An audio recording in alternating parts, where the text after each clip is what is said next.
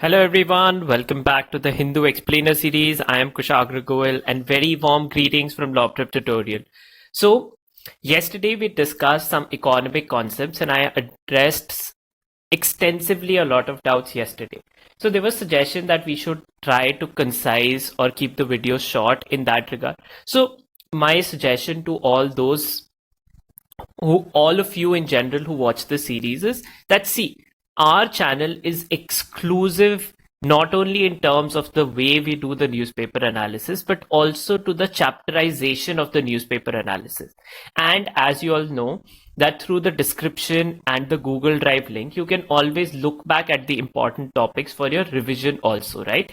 Of all the things we have covered. So for those students who don't have any doubts or do not want to have a revision of the things that other people ask, you can totally skip to the direct chapter or directly to the newspaper analysis part of it. You can skip the doubt section because we point out that each day in each video there is a doubt section. There are specific doubts. I also list out what are the doubts in specific chapters, because if a student wants to go back to a particular doubt, they can go back and look back at the explanation provided. So this is not only exclusive, but also helpful for all of you whenever you're reading something else. So this is my suggestion, but definitely we'll try to keep it concise as possible. It's not our intention to go on and on, but to address it easily. See, there's also another differentiation. When I'm doing it orally through a screen, it's naturally to extend it a little more instead of when we were doing it through the screen at the studio, because then we can point out the specific passages, I can draw on the screen. So those limitations are there when we do it orally. Hopefully whenever we are back out of lockdowns, we'll be able to do all of that once again. So moving on with certain doubts. So one doubt that students has is what is to do or note down in FII, FDI article. Now in that regard, the answer is you don't have to note down the figures of investment. That will definitely not be asked. The figures are not relevant. Only thing that you need to note down is the understanding of what this is. Reading the article gives you a broad understanding of what these concepts are. Even though I have explained it, you may be able to grasp it in a different manner. The second part was the RBI article. In there, yesterday only had highlighted specific passages, what steps the RBI has taken, which were monetary policy related. So therefore, those are the things that you have to note down. Then another doubt was brownfield and greenfield investment. So a brownfield investment is when something is already there and we renovate it or build on top of it. So for example, let's take the example of the Central Vista project, right? There is a new Prime Minister's residence that will be built. There will be a new Vice President residence that is also being built. Now, investment in that is a greenfield investment. However, for the National Archives, Annex A is being demolished and being rebuilt. All right. Now, the National Archives or the South Block and the North Block will be renovated to house the museums, right? So those are brownfield investment. When something is already there and you use it, you advance it, you build on top of it to use it for something else, those are brownfield investments. A greenfield investment is when you do it from the scratch, all right? Then there was another doubt related to how many vaccines have been approved by India till now. So India till now has provided emergency use approval of Covaxin, AstraZeneca's or Covishield and the Sputnik 5 vaccine. India has also stated it will provide emergency use approval to all those vaccines that have been approved in a select nation. So that includes Pfizer, Moderna, and Johnson & Johnson vaccines that have been administered in the US, because US features in that list. We have not included China in our list. So Sinopharm and Sinovac vaccines will not be administered in India. All right. So till now in the world, 6 vaccines have been approved by the WHO. Covaxin is not one of them. Now there was another follow-up question in this regard, that what happens if Covaxin is not given WHO approval and you need to travel outside the world. Now, modalities of that have not yet been pointed out, and there is limited knowledge in terms of whether citizens will be able to travel who have been given different vaccines. So, for example, the Indian cricket team is traveling, or all the athletes are traveling. They have been given the Covishield vaccine because that has been approved by different countries also, right? They will be getting, for example, the Indian men's cricket team will be getting its second dose of the AstraZeneca or the Covishield vaccine in United Kingdom. So I don't know the modalities yet. Then there was another doubt related to how much time do you need to spend on reading the newspaper. Now, this is the last doubt for the day. In general, see, there is no fixed time. However, an hour and a half is something that is ideal.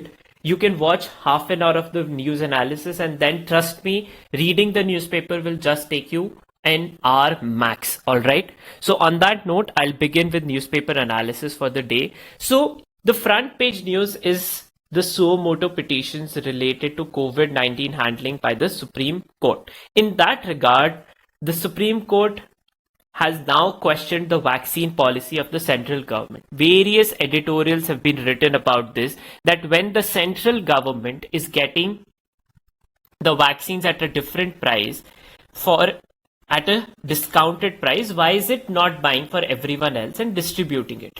This is something that the central government is doing for all the other COVID related drugs that are being administered in the country, right? For example, remdesivir or favipiravir or anything else, even oxygen, right? Or the drugs that are needed for mucormycosis, right? So therefore, there are two things that become important. One, it points out the policy of vaccine and list out the entire budget. So the Supreme Court has now asked the central government to furnish an affidavit to disclose how much of that budget has actually been used to procure the vaccines. All right. So that is one news. The second part is the constitutional aspect of this. So under Article 14, every Indian is to be treated equally, right? So there is no, whenever a differentiation or a specific class is created, let's say people between age of 18 to 44, people from 45 to 60, people 60 above, health frontline workers, all these are different categories, right?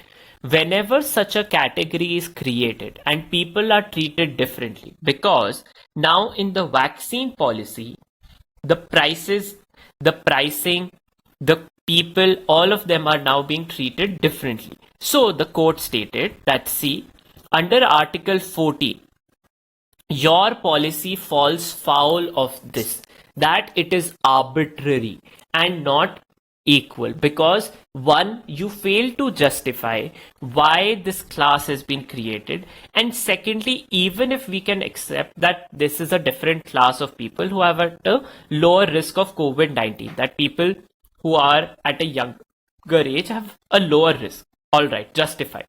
But why then is the process for procuring vaccines and then the pricing of these vaccines also being different? That the same vaccine is being sold to the central government for 150 rupees, then to the state governments at 300 rupees, and then the private sector to 600 rupees. And in this regard, the same person is being treated differently at three different stations. If, for example, consider yourself, you go to a central government procured vaccine center, you will get it for free. If you go to state government, you will get it for free, but your taxpayers' money is being now treated differently. Then at a private center, you have to dish out more money. So what is the rationale behind this? And see, in a constitutional society, any differentiation has to be justified. And now the court has stated this is arbitrary. So what you need to understand, when we were discussing Article 19, we had discussed the three-part test to justify any restriction on speech. In terms of restriction on Article 14, arbitrariness is the test. that any restriction on Article 14 should not be arbitrary and has to be rational. So those are the two standards on which Article 14 is judged. So this becomes a question partly for current affairs and partly for constitution, that is Article 14. All right. Then moving on, apart from this, on the front page, High Court for manslaughter charge on officials not acting on vaccine issue. That Delhi High Court has stated officials should take strict action or consider the gravity of the situation in terms of dealing with the vaccine issue. Then court in Dominica adjourns hearing in Mehul Choksi's case. So Mehul Choksi is now waiting to be deported back to India. In that regard, his hearing took place in Dominica yesterday and has been adjourned. All right, so update from that is pending. He's accused in the financial fraud case. Then apart from this, the other important news is Palestine flays India's abstention. So India, a member of the UNHRC, the Human Rights Council, abstained on the resolution titled Ensuring Respect for International Human Rights and Humanitarian Law in Occupied Palestinian Territories, including East Jerusalem and Israel. So this resolution on which India abstained, the resolution has been passed, and now international human rights law will apply, and Israel has to justify its actions and come clean on it. Remember, a UN proposal and resolution has been mandated to create 2 states in the area that now Israel occupies. So this is an extension of the Israel-Palestine dispute and India's shifting stand towards the Israel-Palestine dispute in general. We had discussed this, all right, in the month of May, and now this is the response of the state of Palestine. So a letter has been written by the foreign minister of Palestine, which is Riyad Malki, and has stated that, see, India has not only gone against its own stand, but it has also done something against humanity, because human rights are common to everyone, and this was part of a multilateral consultation which India has now missed. All right. Apart from this, 2 other headlines which can become important at later point. New IT rules don't apply to us, Google tells High Court. So the new IT rules, which is for social media intermediary. So Google has stated that, see, we are not an intermediary because we are a search engine. People just search for content on us. We don't host any content. So the new rules do not apply to us. So we need to wait for the High Court whether it accepts that justification or not. Then the Tarun Tejpal case seems a manual for rape victims. That is sexual harassment case that was filed against Tehelka chief editor Tarun Tejpal. And in that regard, the case appeal has now been filed, accepted by the High Court, and notice has been issued. The lower court's judgment in which he was relieved of the case has been appealed by the state, and in that regard, the judgment has now been come for widespread criticism, not only for violating the privacy of the victim, her family, and all the other legal grounds on which this has been, or he has not been held liable. So in that regard, this case can become important. You already know sexual harassment, women rights related cases are important from legal section for your CLAT examination. So apart from this, on the national news, for students who have been asking regarding board examinations, different state boards have also taken action. So you need to wait for your own state government to decide. For candidates who have been appearing for state board examinations, we hope that parity is created in terms of every 12th class student being treated at the same level. Then moving on to the editorial section. So the first editorial, adverse changes, federalism imperiled. This is playing into the question or the functioning of the current government and how it has been trying to imperil federalism. Criticism of this has already happened by the Supreme Court in terms that it stated. Justice Chandrachud had remarked that, see, the last time I read the Constitution, Article 1 reads, India, that is Bharat, shall be a union of states. So widespread centralization is something that is being called into question by the current government. So this is an article on that regard. You can give it a read to understand how this centralization is taking place. Okay. Then on the left hand side, exam fear, the CBSE class 12 exam has been cancelled, but the center must act to secure education. So definitely for the longest time, the debate has been that education cannot just be judged on the basis of one 3-hour examination, that your understanding of pol science, maths, physics, chemistry, business administration cannot be determined by one 3-hour paper. And education is far more than that. So this editorial that this decision is welcoming. At the same time, now national examinations guidelines for them should be adhered, because the risk, what was the risk behind class 12 examinations? That students will have to appear for examinations, which would lead to widespread gathering, and there would be a risk of COVID-19 clusters forming. The same kind of risk also happens with the national examinations such as CLAT, NEET, JEE. So now the central government needs to decide what it does on these examinations. So I know the anxiety regarding exams is still a little bit there, but don't worry too much. There has at least been some relief in terms of examinations not taking place. Then on the left hand side, embracing children. So the data regarding the children orphaned during COVID-19 has been produced before the Supreme Court. This editorial calls that, the state must act now, that it should do something now to elevate the concerns of the children, because they need immediate guidance. Time is of the essence, because if we already know the risk of trafficking that is there, flesh trade, or children falling into wrong hands and being misguided would lead to lost childhood and loss of livelihood altogether for future generations. So therefore the state must act now to protect these children. Then on the right hand side, the editorial is written by the EU representative and the Vice President of the European Commission, Josep Borrell, and he's talking about European Union and its steps towards closing the vaccination gap, using the example that how only 2.1% Africans have received the first dose of COVID-19 vaccines, which shows widespread disparity. We know the disparity there. Recently in India also, sex ratio data has been coming up about vaccines, that how male members of the society have got the vaccines far more than female. So there is a vaccination gap. This is addressing that what European Union has done towards addressing it. So first, that it funded the research of COVID-19 vaccines, and then second, it has pledged 1.3 billion doses under the COVAX initiative for the people. So this is the second thing, and then it is also talking about voluntary licensing to private sector.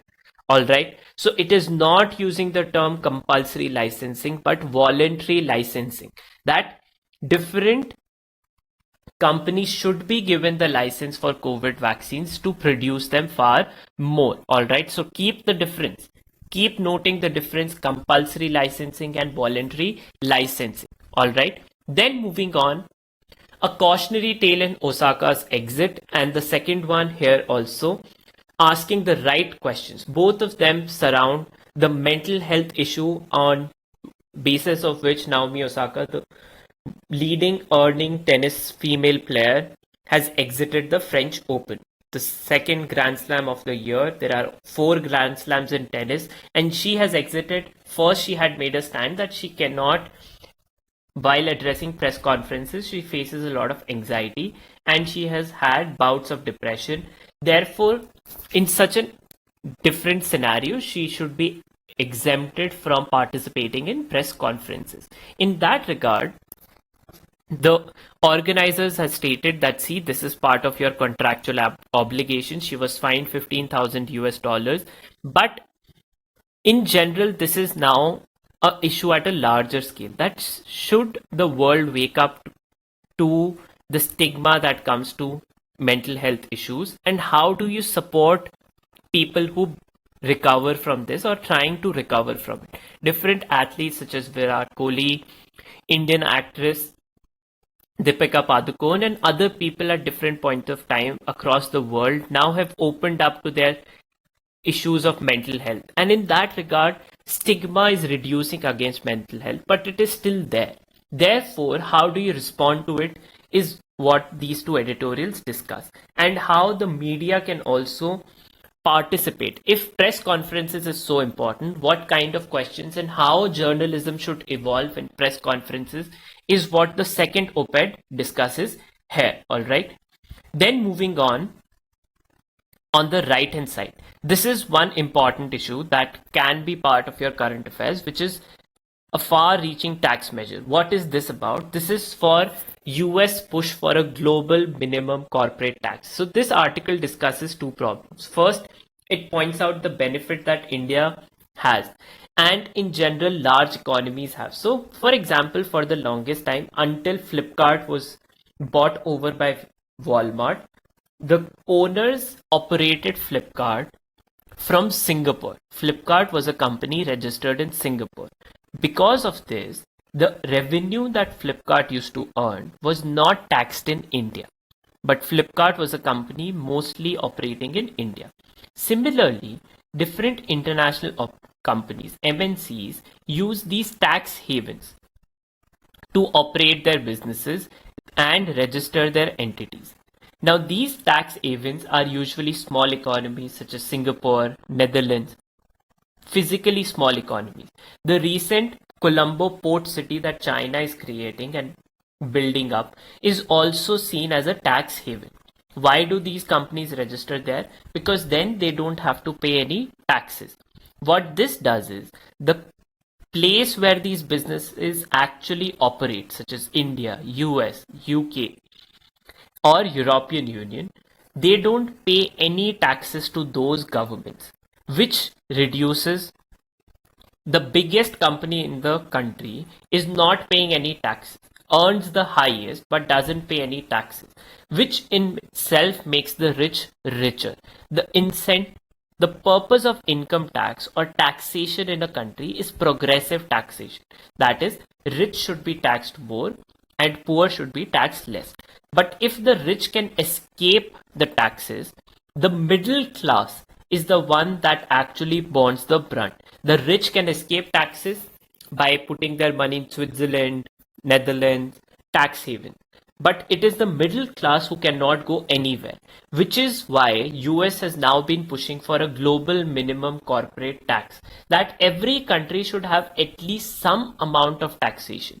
And what this would do is, it would then put countries on a level playing field. There would be no tax haven. So this revenue loss that is happening to these companies can be lost. Secondly, if there is an international tax that is imposed, which is the second proposal at OECD, which then would permit countries to tax these operations. Let's say Flipkart only, prior to it was being bought by Walmart, all right, had operations in Singapore or was operating from Singapore and India. Then India could then tax Flipkart using this suggestion that US is placing, which is at OECD, that is Organization for Economic Cooperation and Development's plug for base erosion and profit shifting.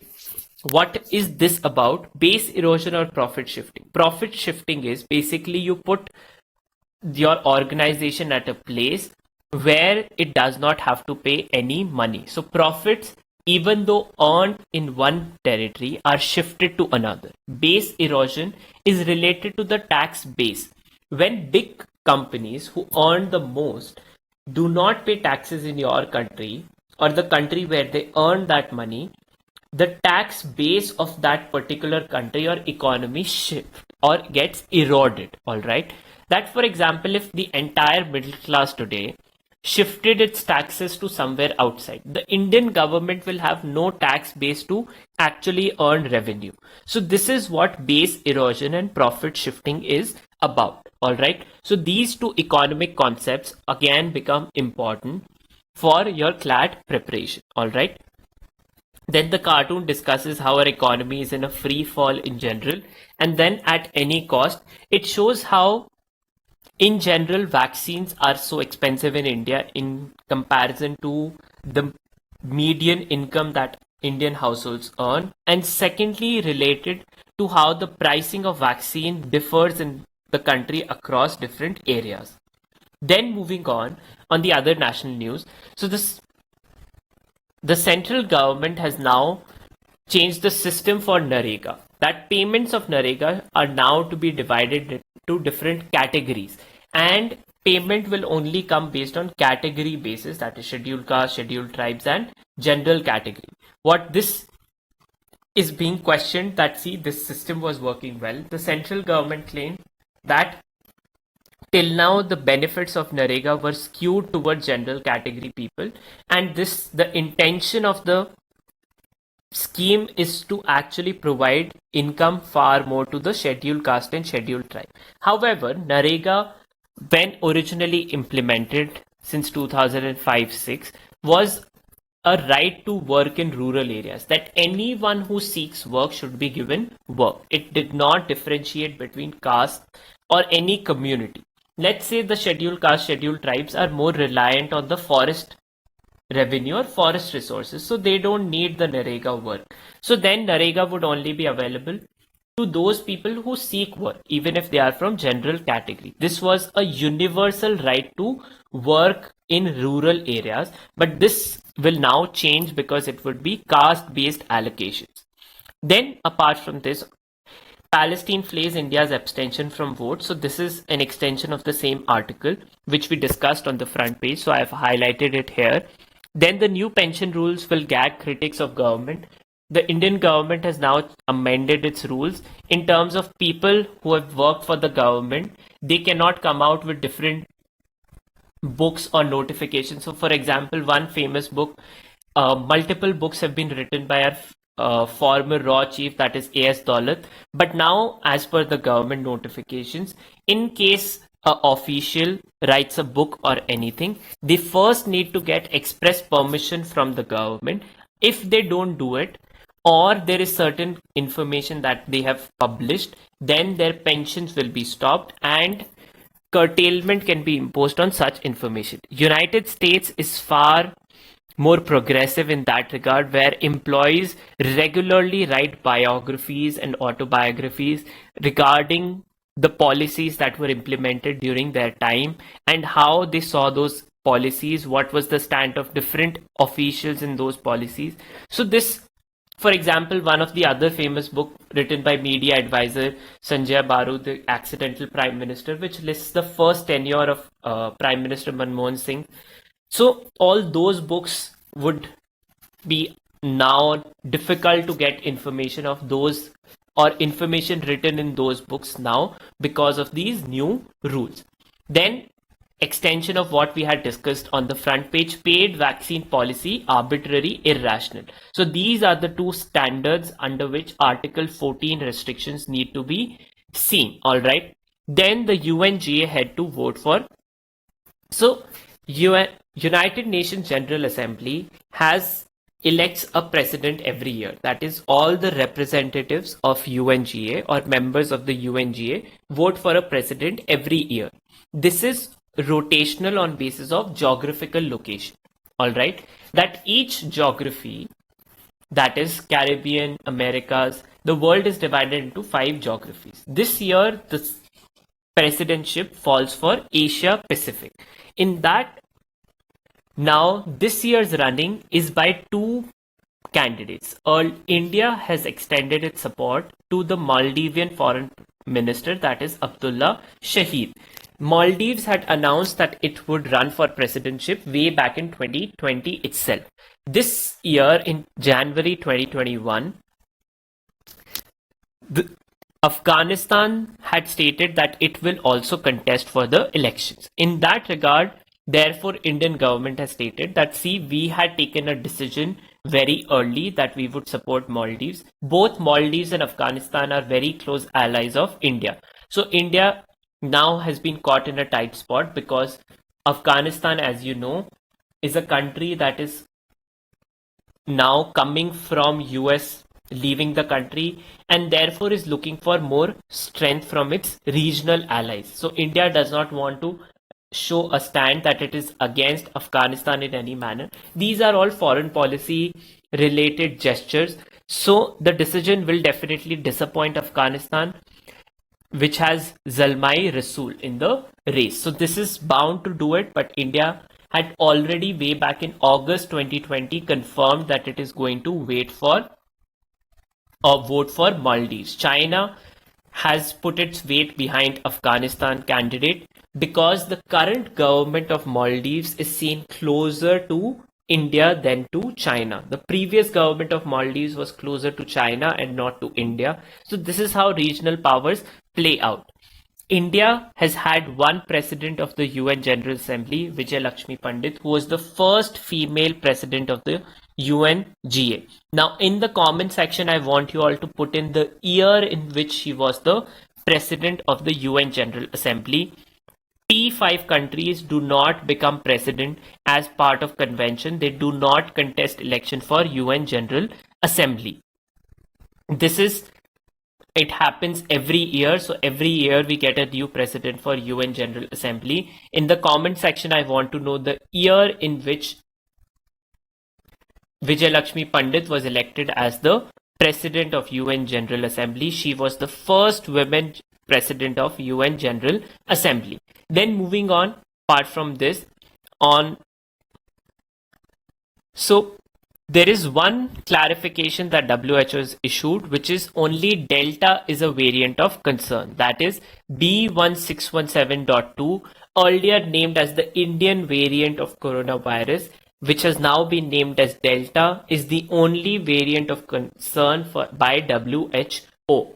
Alright, so once again, the name of the variant and its scientific nomenclature both become important from current affairs point of view. Then apart from this, on the international news